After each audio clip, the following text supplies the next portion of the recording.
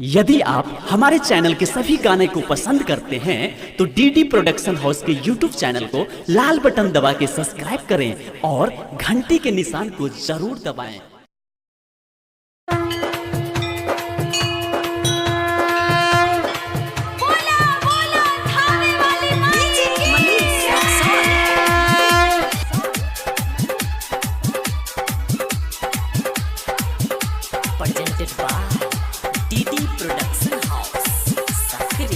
हमर दिल सुन गे मैया तोरा चरण में जाके अटकल छौ।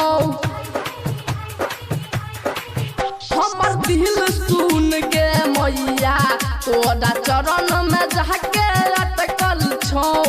हाथ जोड़ के खड़ा छौ, हाथ जोड़ के खड़ा छौ बेटा तोहर भटकल छौ। हमर दिल सुन गे मैया तोरा चरण में जाके अटकल छौ। हमर दिल सुन गे मैया तोरा चरण में जाके अटकल छौ।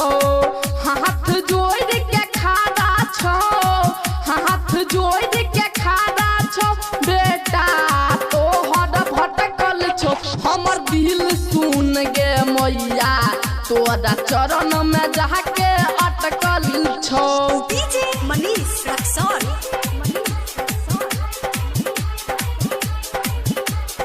सेहद पेशा बहाद छिगे मैया अपन तू दुआर में हाथ जोड़ के बेटा करै छौ तोहर तो पुकार में। सेहद पेशा बहाद छी मैया अपन तू दुआर में हाथ जोड़ के बेटा करै छौ तोरे महापुकार में। सातो बहिनिया झूला झूलै छै, सातो बहिनिया झूला झूलै छै सेरो पेशा बहाद खटकल छौ। हमर दिल सुन गे मैया तोरा चरण में जाके अटकल छौ। हमर दिल सुन गे मैया तोरा चरण में जाके अटकल छौ।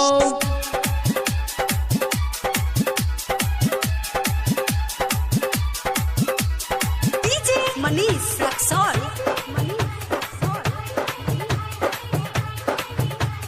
पूजा कर रहिलो एलो गे मैया फूल पन आनलो पार्सल गे गाबै छौ भजन तोहर गे मैया बेटा मिथुन मार्शल गे।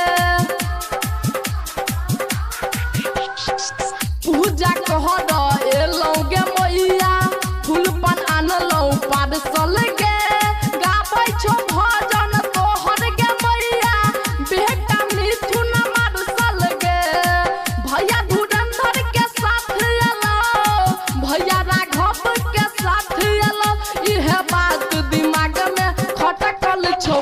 हमर दिल सुन गे मैया तोरा चरण में जाके अटकल छौ। हमर दिल सुन गे मैया तोरा चरण में जाके अटकल छौ। Recording by DD production house Sakri 97 084 45 722।